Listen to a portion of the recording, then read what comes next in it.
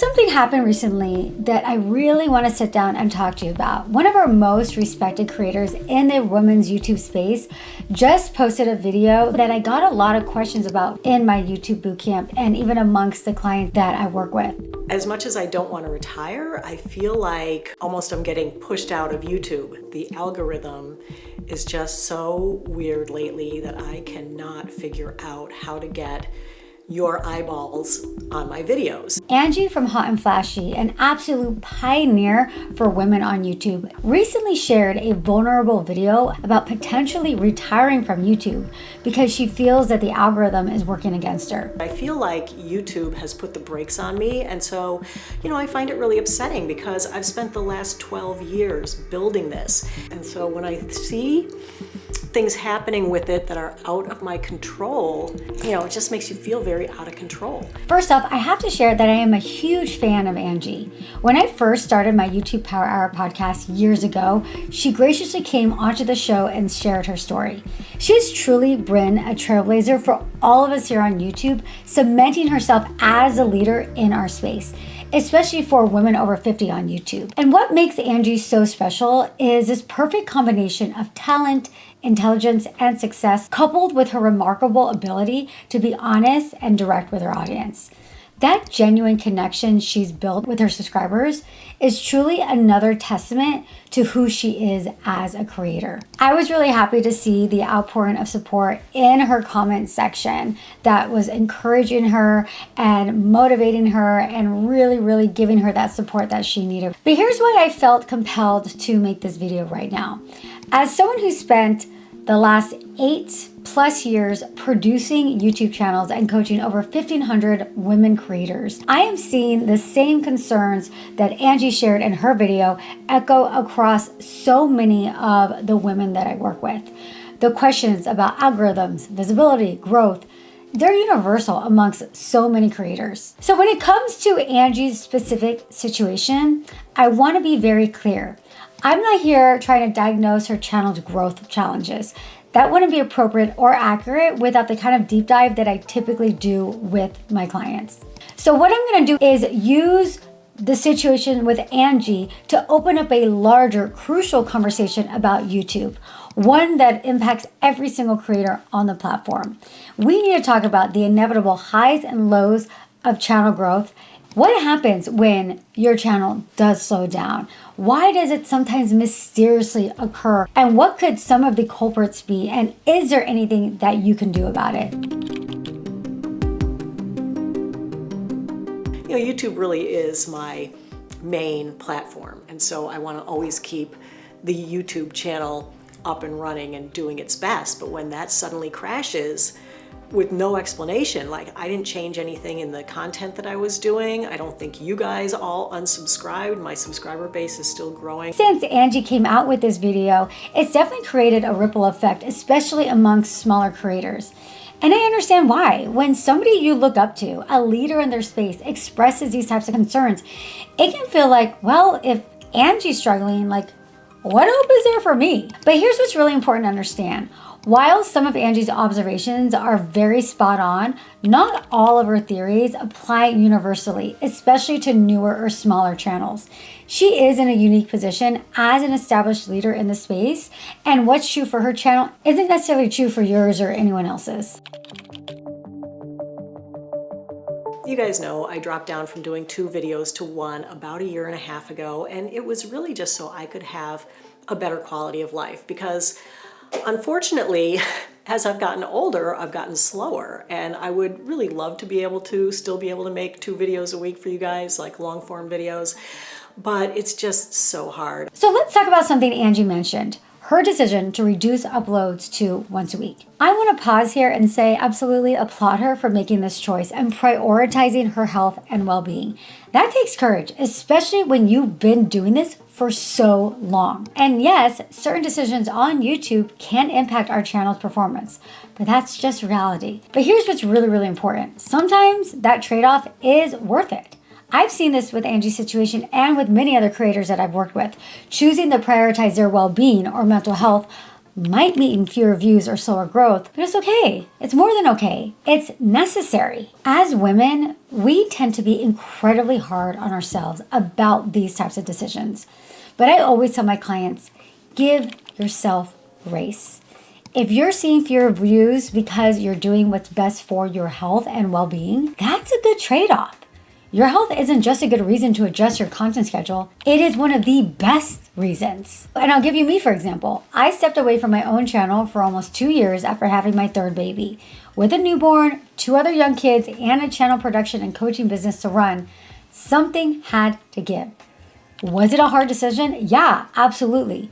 But it was necessary for that season of my life. And you know what? Coming back now, I've actually never felt more excited or motivated to create content. Yes, it's gonna be a long road. Rebuilding momentum takes time, especially after abandoning your channel for so long. But giving ourselves grace in these moments isn't just okay, it is absolutely essential. I feel like the algorithm is just so weird lately that I cannot figure out how to get your eyeballs on my videos. I just feel like YouTube has taken the decision making out of our hands and they've tried to more control what you're watching. It's making my job so much harder. It has made me really nervous about the future of my channel. You know, if YouTube's gonna cancel me, then maybe I should just retire. So let's talk about something really important that I share with all of my clients and my students. There's a common misconception that I wanna address. Viewing the algorithm as some mysterious adversary that's out to get us or randomly suppressing our content. This couldn't be further from the truth. What we're actually dealing with is a highly sophisticated AI system that processes thousands of data points based on viewer behavior, your behavior, my behavior, everybody that watches YouTube's behavior. Think about this. Every video you watch, every time you click, when you click, how you click, what you click, how long you watch, every moment you spend engaging with the content, commenting, liking, that is all valuable data helping YouTube understand what people want to see. And here's something important to understand. It is in YouTube's best interest to keep people watching on the platform as long as possible. As creators, we've actually benefited from this algorithm. It's how many of us got discovered, reached new audiences, and even went viral. The videos being served are not random. They're calculated decisions based on extensive user behavior data that is actually happening in real time. Everything on YouTube, everything that is done, everything that is presented to the viewer is very measured and based on a ton of data. And this is why I love what Mr. Beast, YouTube's #1 creator, always says. And I totally agree with him here. When you're thinking about the algorithm, replace that word algorithm with audience, because that's exactly what it is. A sophisticated system responding to human behavior and preferences. Does the algorithm get it right 100% of the time? No, of course not. But it is a remarkably sophisticated AI system that is actually pretty good at understanding what people want to watch. The videos that you are being shown on your browse, in your suggested, are not random. They are carefully selected based on patterns of human behavior and engagement. I'm sharing all this not to defend YouTube's choices, but to help you understand how this platform works so you can make informed decisions about your content. Whether that means taking a break, like I did, adjusting your upload schedule, or making other changes. The key is making these decisions from a place of understanding and not confusion and fear. And my goal here is to empower you with knowledge to help you see that while changes on YouTube can feel discouraging, understanding the platform better can help you navigate these challenges with a lot more confidence. I mean, definitely my channel is about long form videos. Shorts, I tried to do. And I couldn't make a short because they were only a minute long, and my curse is that I can't say anything in a minute. I'm not a short-winded person. Let's address something else that Angie brings up in her video. The impact of YouTube Shorts that she thinks might be having on her content. I'm going to share some interesting information about Shorts. YouTube generates the majority of its revenue from advertisers. And when we look at the numbers, they tell a very clear story. The CPM, which is the cost that advertisers pay per 1,000 views, shows a dramatic difference between shorts and long form content. We're talking about on average 1 to 6 cents per 1,000 views on shorts. And here in this article, it says anywhere between $2 and $29 per 1,000 views on long form. In my experience, I usually find that to be an average of at least $8 to $10 per 1,000 views on long form. That's the RPM, that's the revenue that the creator keeps. That's not just a small difference, it's a massive difference between shorts and long form. So if you really think about this, why would YouTube suppress its most profitable content format? It really doesn't make business sense. YouTube needs to keep two crucial groups very happy: their advertisers and their long form content creators. This is literally their bread and butter. This is how they make their money. Now, is YouTube investing in shorts? Yeah, it's got it there on the platform. YouTube recognizes a growing interest in short form content and they want to be part of that whole situation. But here's what's really important to understand. YouTube knows exactly what makes it unique. They are, without question, the king or queen of long form content. No other platform comes close to competing in that space. Remember, YouTube is fundamentally a search-based platform. While shorts can appear in search results, it is a long form content that drives the bulk of searches, views, and most importantly, YouTube's profit margin. I'm gonna be totally honest with you here. Like Angie, I am not particularly a huge fan of short form content. I don't enjoy creating it. And to me, yeah, it does feel kind of frustrating seeing it on the platform. But I can say with confidence that shorts are not the root cause of any long form content struggles. And if you're like Angie or me and you really don't love creating shorts, here's my advice. Don't do it. Don't force it. Your energy would be better spent making that weekly long form video absolutely amazing. Or maybe even adding an occasional bonus long form video whenever that you can. And the reason for that is the long form and short form algorithms operate as two distinct systems on YouTube. While they share a platform, they function pretty differently and typically attract different audiences. Yeah, there is occasional overlap, but it's a lot less common than you think when you really dig deep and look at the data. YouTube serves my audience those videos, but they don't serve them anymore the bread and butter of my channel, which are makeup videos, skincare videos, sunscreen testing videos, lookbooks, all these videos that I really enjoy making, and I don't want to have to pick and choose, and I don't want to have to stop making things that I love making because the algorithm has decided that they're not going to show it to you anymore. Okay, next I'm going to tackle a major misconception that keeps coming up again and again, not just from Angie, but from countless creators I work with. The idea that YouTube isn't showing their videos to subscribers. So first off, let me be absolutely clear. YouTube does not show all of your subscribers your videos, even if they turn on notifications. Specifically, if you're a viewer viewing your browse page, YouTube is 100% not going to show all of the people that you're subscribed to. And to Angie's credit, she did a good job explaining about the subscription feed and encourage her subscribers to go there. That subscription feed is the one place that chronologically shows all of the videos that you are subscribed to. I don't know if many people actually do that. Just based off of the data that I see, it does appear that most people watch their videos based off of browse and suggested. However, if that is you and you feel like you just want to see what your subscribers are doing, you could definitely go on that tab. So I'm going to break down exactly how YouTube decides what to show on those browse and suggested feeds. It comes down to 5 different factors. 1, how recently the piece of content was uploaded. This will become important later on. I'm going to touch on this more. 2, what individual channels you as a viewer have watched recently, whether you're subscribed to them or not. 3, what niches or topics you're interested in based on your previous viewer behavior. 4, if you're deep diving a specific topic, YouTube is more likely to show some of the channels you are subscribed to if they're related to that topic, but not always, especially if you have not engaged with that channel for a while. And 5, how the video is performing. Does it have a high click-through rate and watch time? If so, it's more likely to be suggested if it is a topic or channel you have watched or been interested in recently. Let me show you exactly what I mean. When I pull up my own browse page, you'll notice it's a mix of channels that I'm subscribed to and channels I've never been subscribed to. But YouTube knows I have watched similar content recently. And this is the algorithm in action.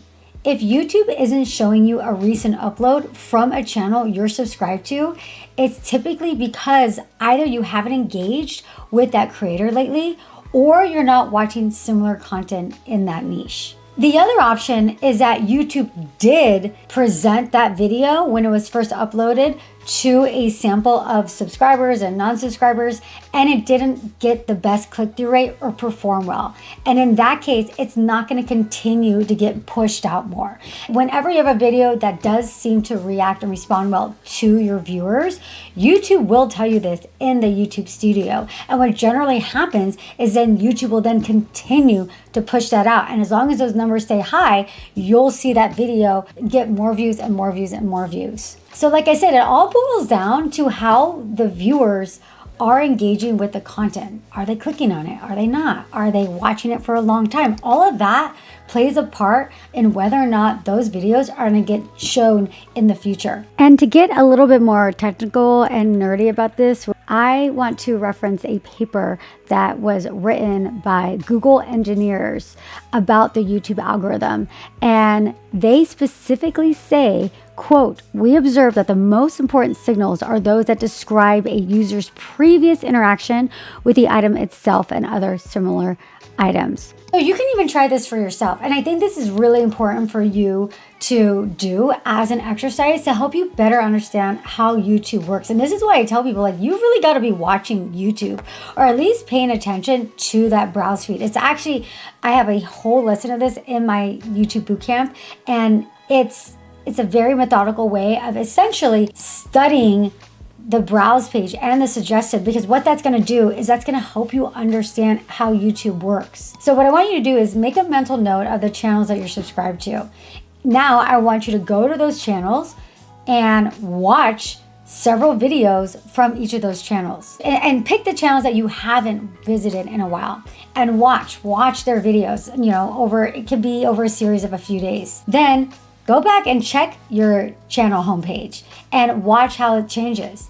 Then watch content from a completely different niche. Like watch videos like as if you're like deep diving a topic, right? Like one day you're really into figuring out, the best boots for winter. And then the next day you're trying to figure out what type of first foods to feed your baby. You know what I'm saying? Like pick two different topics and then you'll start to see how your browser tab and suggested starts to change based off of how you're watching videos on YouTube. And this exercise will give you firsthand experience of how YouTube's algorithm adapts to viewer behavior. And what Angie is describing is absolutely accurate. Not all of her videos are being shown to all of her subscribers, but this isn't necessarily a flaw. It's literally how YouTube is designed to work. This same system that might seem frustrating is also what allows newer creators to get discovered and established creators like Angie to reach new audiences. I've only scratched the surface here on over what the algorithm is, but if you would like me to do a deep dive on this topic, I could probably do a whole nother video on this for just a solid 30 minutes. Let me know in the comments. Part of the reason that I dropped down from 2 videos to 1 is that I was constantly stressed about what the next video was going to be about, because coming up with video ideas week in and week out for years, I've been doing this 12 years, 2 videos a week for 10 years, and I rarely missed a video. So that's over 1,000 videos, like coming up with ideas and topics and testing the things. All right, let's circle back to Angie's decision to reduce her uploads to once a week. So after maintaining a consistent schedule for 2 videos weekly for a very long time, this change will inevitably impact how YouTube pushes out your content and also how the viewers engage with the content. If there's less content to engage with, the viewers are just going to see her content less on their feed. So remember when we talked about YouTube prioritizing recent content, and one of the things that it looks at when it determines whether or not it's going to promote it on its browse and suggested feeds? The reason that it matters is that videos within the first 48 hours get priority in the algorithm. When you upload less frequently, you're essentially reducing your opportunities for that crucial initial push. YouTube wants views, so it will purposely push out new videos, which is good. It's a good thing for all of us, right? Because we know that, like, okay, the last video didn't do great. Well, now we've got another chance. And then now we've got another chance. If you look at the suggestion feed, it says new. That's YouTube actively prioritizing content uploaded within the last 7 days. And if you go on the browse feed, you'll see it doesn't necessarily just have videos that are brand new.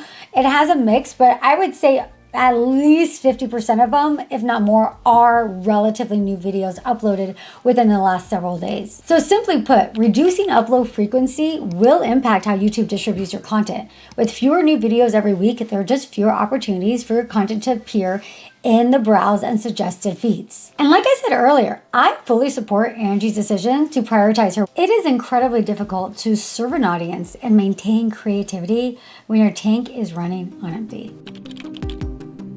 All right, let's move on to discuss a larger phenomenon on YouTube. Why once successful channels start to slow down. There's several different reasons for this, and I want to be clear. I am not specifically talking about Angie here. I'm using her situation to address a bigger conversation about YouTube as a whole. So this topic comes up quite a bit, that you have a YouTube channel, it's going well, but then all of a sudden, it's like out of nowhere, you're not getting the views anymore. People are saying they're not seeing your videos in their home pages or their feeds. Why aren't you getting new subscribers? Like, everything starts to change. So that happens quite a bit. I get people coming to me all the time, and that's a lot of what I do, is trying to figure out what is going on. So it's something that I see. It's not unique to right now. It's not unique to Angie. It's not unique to big channels. It happens. It happens quite often. And sometimes it's a lot of different factors. And so I'm going to go over each of the main patterns that I've observed when this happens. One is content stagnation. Basically, the channel's content hasn't evolved to keep things fresh and interesting for the viewer. And this isn't just about changing thumbnails or titles. It's about bringing new perspective, approaches, and ideas to your core topic while maintaining what made your channel special in the first place. Number two is changing your niche too much. The opposite problem, when content changes so dramatically that the core audience no longer recognizes or connects with what attracted them to the creator in the first place. This is about finding that delicate balance between growth and maintaining your channel's essence. Number three is creator burnout and disconnection. This is when creators start phoning it in. And a lot of times they don't even realize that they're doing this, which is really interesting. And I find this the most with people that have been on the platform for a while. I actually just spoke with somebody on the phone about that, a potential client, and she has like over 2 million subscribers. And she said, I'm literally just going through the motions. For these type of people, they've lost sight of that enthusiasm, that excitement, that why, that purpose, that mission.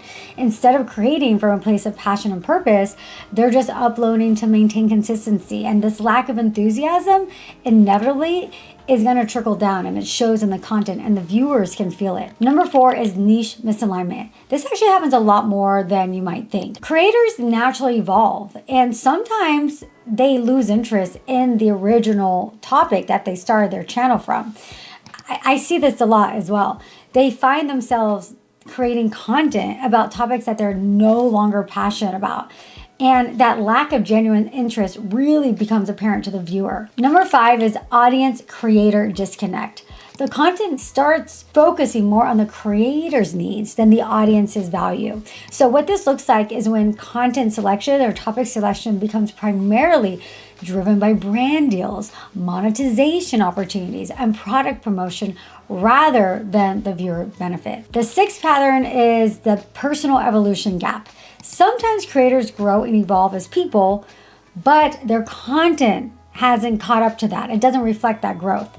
This creates a disconnect between who the creator has become and the content they're producing, and then what their audience expects. The seventh pattern is consistency. So more obvious, but equally just as important, are changes in the schedule and the upload frequency or inconsistent scheduling can significantly impact the channel performance. This goes beyond just posting less. It's about the rhythm your audience has come to expect and rely on. So what makes this whole thing particularly challenging is that these factors often don't exist in isolation. A channel might be experiencing several of these issues simultaneously, creating a compound effect on the overall performance as a whole. Even slight changes in any of these areas can have long-term impacts on how viewers engage with your content, which then affects how the algorithm distributes it. I've seen it all. From million-plus subscriber channels struggling with direction to overnight successes, trying to maintain the momentum and not really sure what they're doing, to brand new channels completely outperforming established ones and getting insane views. These patterns emerge consistently, and often as channels slow down stems from a combination of one of those factors that I just mentioned. And what I think makes YouTube so fascinating and challenging at the same time is how even those small changes can have long-term impacts. It really takes a deep understanding of YouTube, of analytics, of the algorithm, and all these patterns to really pinpoint what's happening. And this is what I do.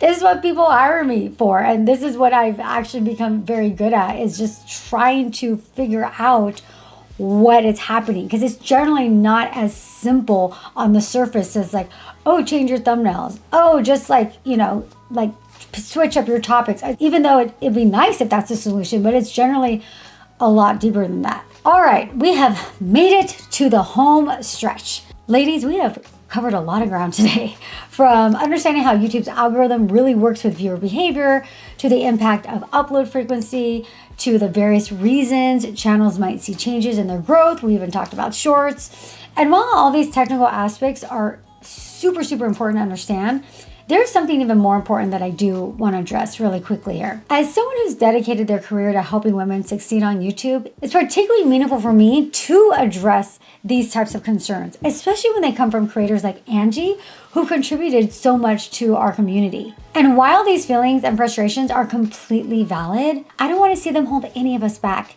especially within our incredible community of women creators who built such amazing success on the platform. And this is exactly why I do what I do. Why I am back on YouTube after taking a nearly 2-year break after having my third baby. Being a channel producer, I've had this unique privilege of studying hundreds upon hundreds of channels across all niches and sizes. I see the patterns, I understand the analytics, and I use those to guide my decisions on what I advise my clients. I'm really passionate about empowering women to break through their own glass ceilings, whether they're built from negative self-talk, perfectionism, or insecurities about YouTube. This platform represents an incredible opportunity for all of us. And I want to help you understand it better so you can make confident decisions about your content and your channel's future. Here's what I want you to remember. Stay in your lane, focus on your audience, and keep evolving. Remember your why. Remember why you got onto YouTube in the first place. Remember that first moment of excitement of creating content. Continue to experiment, try new things, and really, really get to know the inside and outs of your audience, their wants, their needs, their deepest desires. So much is within your control. And that's really crucial to understand, because feeling powerless is so disempowering and can lead to giving up and quitting. And maybe having that same pure joy and excitement that you had when you first started, or maybe that you have now. That's the energy that you want to maintain. Don't let discouraging thoughts rob you of that spark that makes creating content so special. And if you hear something like this and concerned about some of your favorite creators like Angie, here's what works. Watch their videos. Leave meaningful comments. And if you haven't seen their videos on your feed for a while, go directly to the subscription feed and binge some of their content. I've tested this 1,000 times. When you actively engage with the creator's content, they start showing up more in your browse and suggested feeds. So for some of you that were concerned, you're like, yeah, I haven't seen your videos. Go watch a bunch of them. I guarantee you're going to see her videos now on your feed. And Angie, if you happen to be watching this, I'm so glad that at the end of the video, you said you're not stopping YouTube. We need you here on YouTube, as long as you love it and it brings you joy. Your community is so supportive. They love you so much. And hopefully that gave you the motivation and encouragement to keep going and doing your thing. So I hope that was helpful for you and that you were able to get a better understanding of maybe some of your own struggles that you've experienced. We use Angie as a jumping off point to discuss this bigger picture. And let me know in the comments if any of these things that I discuss is something that you've been going through, maybe you've gone through in the past, and if you enjoyed this type of video. Don't forget to subscribe, and up next, you can learn even more about the YouTube algorithm right here. And keep shining, keep creating, and most importantly, keep being you. Mwah.